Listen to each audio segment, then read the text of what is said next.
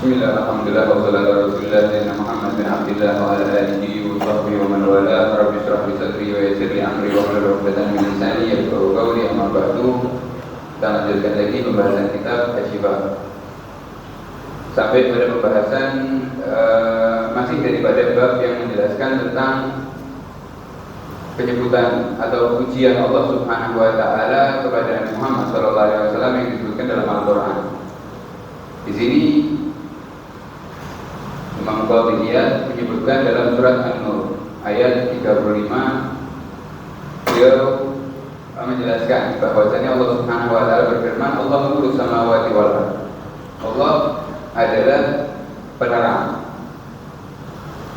langit dan bumi, atau sumber cahaya daripada langit dan bumi, baik secara zahir maupun secara batin. Allah Subhanahu wa taala penerang langit dan bumi, baik secara zahir dengan cahayanya yang kita bisa berjalan di bawahnya, ataupun secara batin sehingga jalan kehidupan kita bisa terang benderang dengan cahayanya Allah Subhanahu wa taala.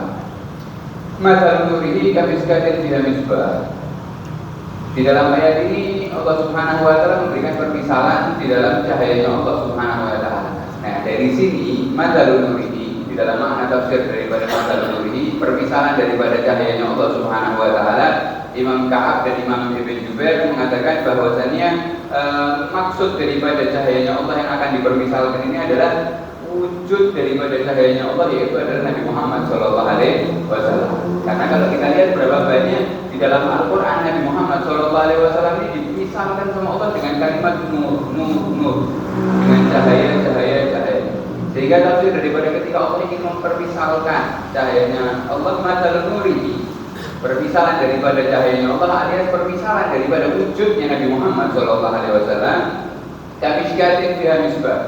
Miskah ini adalah lubang atau tempat biasanya orang-orang dulu itu meletakkan lampu lampu teflon atau lampu lentera. Biasanya di rumah orang dulu itu ada seperti temboknya, ada seperti bukan lubang, tapi tempat yang untuk meletakkan lampu di situ, sehingga kalau diletakkan di situ akan menyebar cahayanya ke seluruh ruangan. Itu namanya miskah. Permisalan cahayanya Nabi Muhammad Shallallahu Alaihi Wasallam itu seperti miskah kata Allah Subhanahu Wa Taala, tempat meletakkan lentera tersebut. Artinya, di mana ada cahayanya Nabi Muhammad Shallallahu Alaihi Wasallam, sifatnya adalah menerangi keseluruhan ruangan. Nabi Muhammad ketika datang, cahayanya akan langsung menyebar. Fiha misbah, yang mana jelas tempat daripada lampu tersebut ada teflonnya, ada lampunya. Fiha misbah. Al-misbah, fiha al-misbah fi zujajah. Fiha misbah al-misbah fi zujajah. Lampu tersebut atau cahaya api yang ditimbulkan daripada lampu teflon tersebut ditutup oleh kaca. Kaca ini Allah Subhanahu wa taala ambil permisalan dengan makna kemurnian atau kejernihan daripada sumber cahayanya Nabi Muhammad sallallahu alaihi wasallam. Az-zujajatu ka'annaha kawkabun durri. Dengan adanya kaca tersebut yang menutupi daripada api tersebut, sehingga cahaya tersebut bisa murni, bisa terang, bisa semakin menyebar. Ka'annahu kawkabun durri, seperti bintang yang sangat terang. Yubadu min syajaratin zaitunatin la syarqiyatin wala gharbiyah. Sumber daripada cahaya tersebut, teflon tadi itu, api tersebut dari minyak, ada minyaknya, dan minyak tersebut diambil dari syajarah, dari tumbuhan pohon. Pohonnya ini adalah pohon yang berkah kata Allah Subhanahu wa taala. Pohon yang berkah, yang mana pohon tersebut tidak tumbuh di barat, juga tidak tumbuh di timur, tapi di tengah-tengah. Apa makna daripada ayat ini?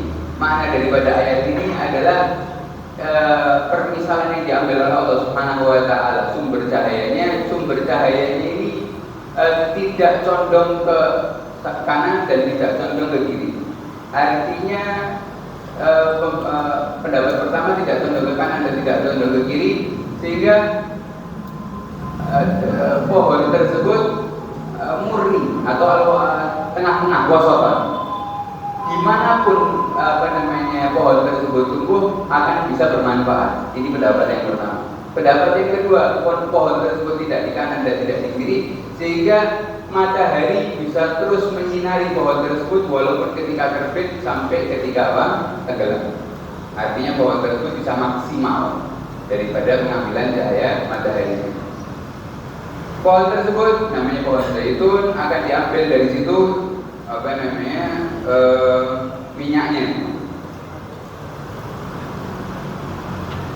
Ya kan itu hayuti walau lam taksasuna. Minyaknya ini sangat murni, bahkan saking murninya hampir saja menyinari keluar daripada minyak tersebut cahaya, kata Allah Subhanahu wa taala. Walaupun belum terkena api. Jadi di dalam permisalan ini kita jelaskan lebih detail. Di dalam permisalan ini Allah Subhanahu wa taala ingin menjelaskan sumber daripada cahayanya Nabi Muhammad SAW.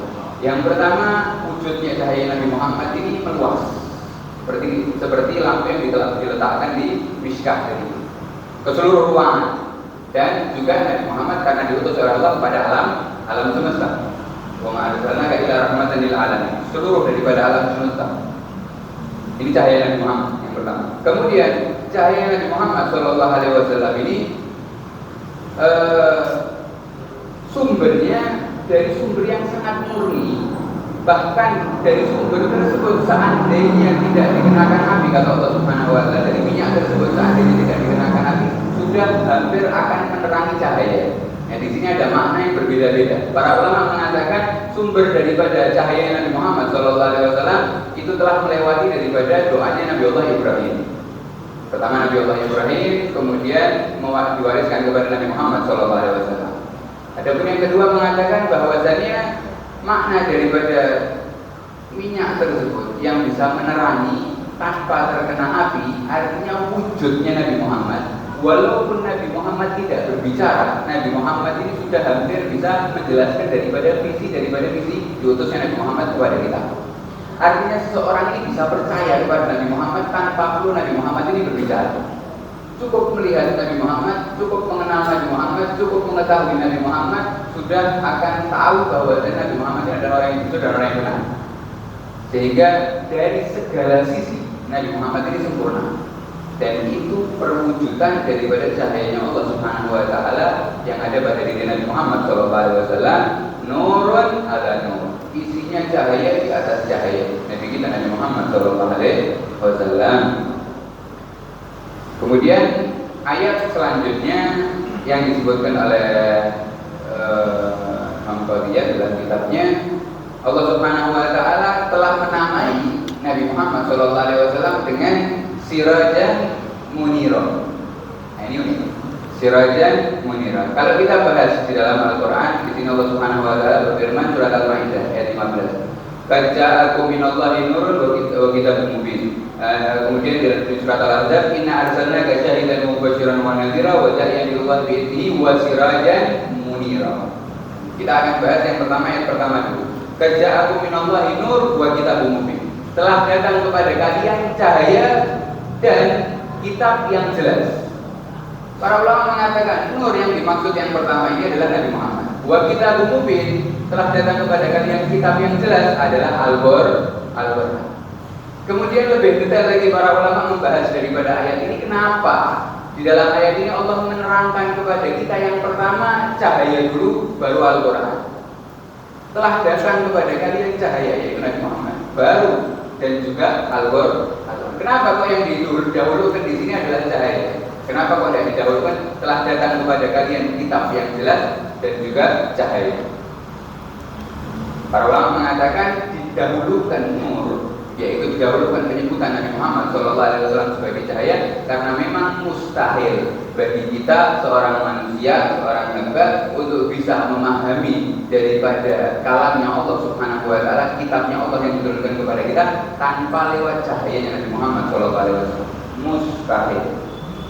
Seseorang yang hanya berpegangan dengan Al-Qur'an tanpa mau membaca sirahnya Nabi Muhammad, mengenal Nabi Muhammad, mengetahui Nabi Muhammad, membaca daripada gerak-geriknya Nabi Muhammad, tidak akan bisa memaknai bahkan mengamalkan daripada Al-Quran yang sebenarnya. Justru waliyadzubillah orang tersebut bisa menjadi orang yang salah paham di dalam memahami daripada ayat Al-Quran, sehingga mengambil satu ayat ini yang seharusnya diberikan oleh Nabi Muhammad untuk orang-orang kafir, tapi ayat ini justru diambil dan diberikan kepada orang-orang mukmin karena dia tidak kenal Nabi Muhammad SAW. Ayat kabar gembira yang harusnya diberikan kepada orang-orang mukmin justru diambil untuk memberikan kabar gembira kepada orang-orang kafir. Sehingga kesalahan untuk memahami daripada Al-Quran, seorang ini tidak akan bisa memahami Al-Quran kecuali jika dia melewati daripada cahaya tersebut, yaitu Nabi Muhammad SAW. Maka kalau kita lihat berapa banyak daripada Nabi Muhammad mengatakan tentang fitnah yang ada di akhir zaman, orang-orang yang kalian akan lihat bacaan Al-Qurannya, hafalan Al-Qurannya, kalian akan iri dengan bacaan Al-Quran mereka, tapi keimanan tidak sampai keluar daripada lisan mereka, kata Nabi Muhammad SAW. Artinya keimanan dari hatinya itu keluar seperti keluarnya anak panah dari musuh, hilang cepat, padahal tulisannya penuh dengan ayat Al-Quran. Kenapa? Tidak ada cahayanya. Allah sudah mengatakan baca minallah itu, ambil cahaya dulu, pahami Al-Quran, kalian akan mengetahui makna yang sangat dalam di dalam Al-Quran dengan cahaya Nabi Muhammad SAW. Nah, ayat selanjutnya Allah memberikan sifat atau memberikan permisalan ketika menyebutkan Nabi Muhammad SAW dengan kalimat sirajan munira. Karena inna arsalnaka syahidan, kata Allah, aku telah mengutusmu wahai Muhammad sebagai saksi. Kenapa kalau sebagai saksi? Karena Allah menurunkan kepada Nabi Muhammad kitab namanya kitab Al-Quran, dan di dalam kitab Al-Quran ini isinya lebih lengkap daripada Taurat, Zabur maupun Injil. Bahkan seluruhnya daripada mushafnya Nabi Ibrahim, apapun yang diturunkan kepada nabi-nabi terdahulu, itu isinya semuanya ada pada apa? Pada Al-Quran. Maka kalau kita lihat kisahnya daripada para nabi-nabi terdahulu, semuanya sudah dijelaskan sama Allah di dalam Al-Quran. Tugasnya Nabi Muhammad nanti di hari kiamat menjadi saksi. Begitu juga kita umatnya Nabi Muhammad akan menjadi saksi nanti. Menjadi saksi kapan? Ketika Allah mengadili umatnya Nabi Nuh, ketika Allah mengadili umatnya Nabi Lut, ketika Allah mengadili umatnya Nabi Ibrahim. Ketika umatnya Nabi Ibrahim mengatakan, ketika umatnya Nabi Nuh mengatakan bahwasanya Nabi Nuh tidak pernah mengingatkan kami, maka Allah akan menghadirkan kita. Kita akan membawa Al-Quran di situ dan menerangkan bahwasanya Nabi Nuh telah menjelaskan kepada kalian dan berdakwah bahkan sampai 950 tahun. Kemudian saksinya siapa? Baru Nabi Muhammad akan dijadikan saksi itu. Syahidan wa mubasyiran, tugasnya Nabi Muhammad juga sebagai pemberi kabar gembira bagi orang-orang yang beriman. Wa nadhira, sebagai yang memberikan peringatan bagi orang-orang yang tidak mau beriman kepada Allah Subhanahu wa taala. Wa da'iyan ilallah, dan terus hidupnya mengajak kepada Allah Subhanahu wa taala. Wa sirajan munira, dan juga sebagai sirajan munira. Apa itu sirajan munira? Sirajan munira, kalau kita bahas kalimat sirajan di dalam Al-Quran disebutkan 4 kali. 3 kali sirajan ini mensifati tentang matahari. Sirajan ini ketika disebutkan dalam Al-Quran di 3 ayat menjelaskan tentang sifatnya matahari. Sirajan wahaja, menjelaskan tentang matahari. Tapi 1 ayat ini, kalimat sirajan ini dipakai sama Allah Subhanahu wa taala untuk mensifati Nabi Muhammad SAW. Apa makna sirajan? Sirajan ini adalah sumber cahaya atau cahaya yang cahayanya menyeluruh. Cahaya dari kalimat sirajan ini, makna daripada cahaya daripada kalimat sirajan artinya cahaya yang sangat menyeluruh, menyebar. Sebagaimana kalau kita lihat cahaya matahari, menyebar sekali, terang, jelas. Kemudian, tapi kalau Allah ketika menjelaskan matahari, Allah pakai kalimat sirajan wahaja, yang artinya wahaja ini yang sangat terang dan juga seperti sifatnya api, ada cahayanya dan juga ada rasa panas. Itu wahaja. Tapi tidak dikasih wahajah tersebut untuk Nabi Muhammad. Nabi Muhammad hanya dikasih kalimat sirajan yang artinya cahaya tersebut menyeluruh. Sirajan. Kemudian dikasih kalimat munira, sirajan munira untuk Nabi Muhammad. Padahal kalimat munira kalau kita baca di dalam Al-Quran, Allah mensifati rembulan. Wa qamaran munira. Rembulan ini baru dikasih kalimat munir. Apa kalimat munir? Munir ini juga bercahaya. Tapi daripada sifat cahayanya dengan kalimat munir ini adalah cahaya yang dipantulkan. Bukan cahaya daripada zat tersebut, tapi cahaya tersebut diambil dari pantulan cahaya yang lain. Sebagaimana bulan itu tidak memiliki cahaya dengan asalnya, tapi pantulan cahaya daripada matahari. Tapi berkat bulan tersebut memantulkan cahaya matahari, cahaya tersebut jadi dingin. Cahaya tersebut terang, jelas, tapi apa? Tapi tidak panas. Tapi enak dilihat, nikmat dilihat. Beda dengan kalimat wahajah.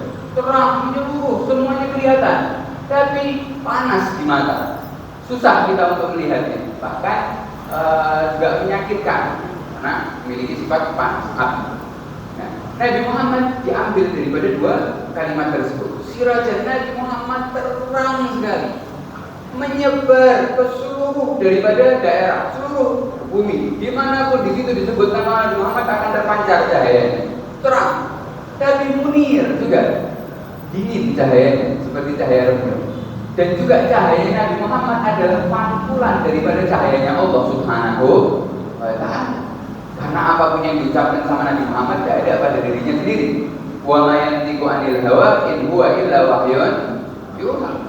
Nabi Muhammad tidak pernah mengucapkan sesuatu dari hawa nafsunya. Semuanya murni daripada wahyunya Allah Subhanahu wa Ta'ala. Sehingga permisalan ini permisalan yang sangat indah dari Allah Subhanahu wa Ta'ala. Kan ini masih satu pendapat daripada para ulama ahli tafsir. Kalau kita mendalami lagi daripada kalimat sirajan munirai, kita akan mendapatkan makna-makna yang sangat indah daripada kalam Allah ketika memuji Nabi Muhammad SAW. Nah, kemudian selanjutnya di dalam surat Alam Nasrah, Allah di dalam surat ini Allah Subhanahu wa Ta'ala ingin menenangkan hati Nabi Muhammad SAW dan membahagiakannya dengan kalimat Alam Nasrah laka sadrak. Wahai Muhammad, bukankah kami telah melapangkan hatimu? Maknanya Nasrah ini wasak, melapangkan dadamu, melapangkan hatimu. Kata Sayyidina Abdullah bin Abbas mengatakan melapangkan dadamu dengan Islam, dengan iman. Pendapat para ulama yang lain, Imam Syafi'i mengatakan melapangkan dadamu dengan cahaya risalah. Artinya dengan kau menjadi nabi, menjadi rasul, dadamu telah lapang.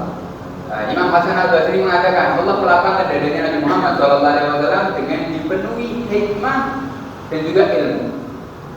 Karena kita melihat setiap daripada para nabi diisi oleh Allah Subhanahu wa Ta'ala dengan ilmu. Tapi khusus Nabi Muhammad SAW setiap daripada ilmu sumbernya dari Nabi Muhammad SAW. Artinya tidak ada ilmu yang tidak diketahui oleh Nabi kita Nabi Muhammad SAW.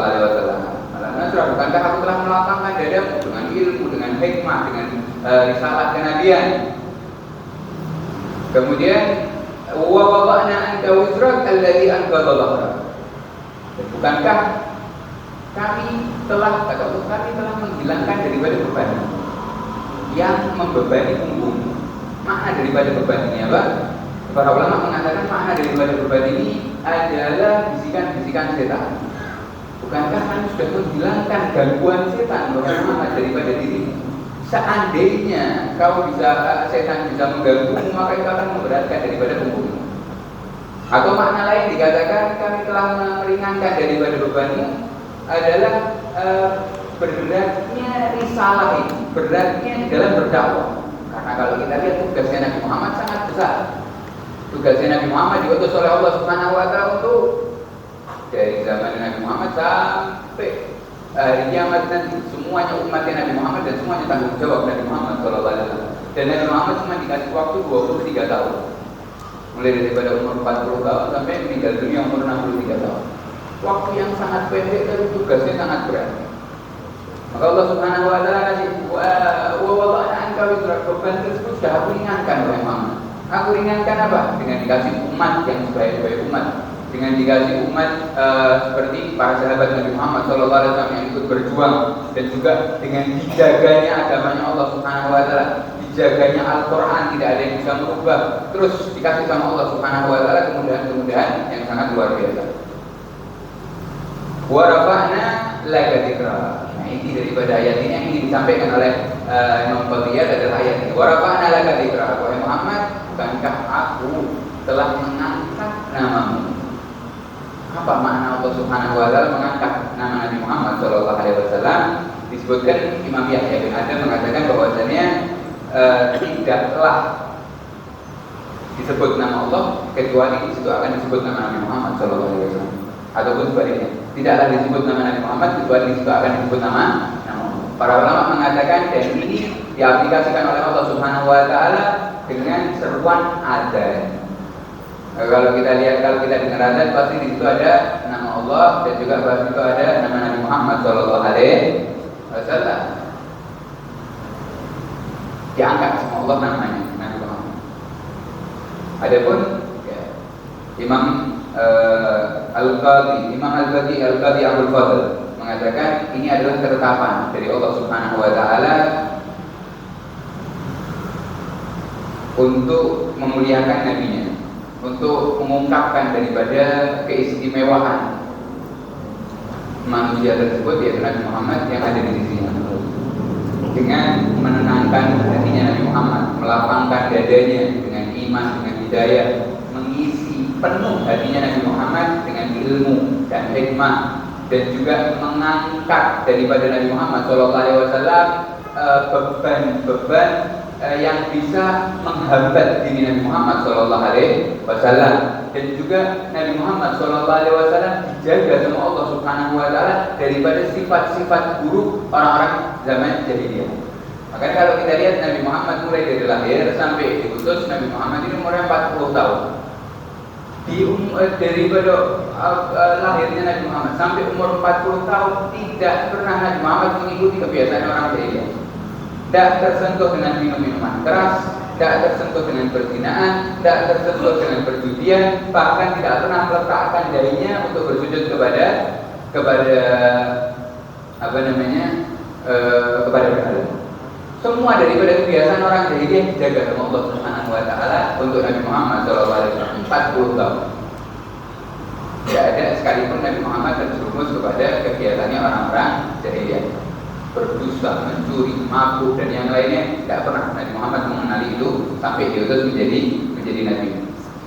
Kemudian setelah itu Allah memuliakan Nabi Muhammad dengan mengunggulkan agamanya dan menyebarkan agamanya seluruh penjuru dunia, dan juga menghilangkan beban daripada tabligh menyampaikan tersebut dengan menjadikan umatnya ini bisa meneruskan daripada perjuangan dakwahnya Nabi Muhammad Shallallahu Alaihi Wasallam, dan mengangkat namanya Nabi Muhammad dengan menyatukan antara nama Allah dengan nama Nabi Muhammad Shallallahu Alaihi Wasallam.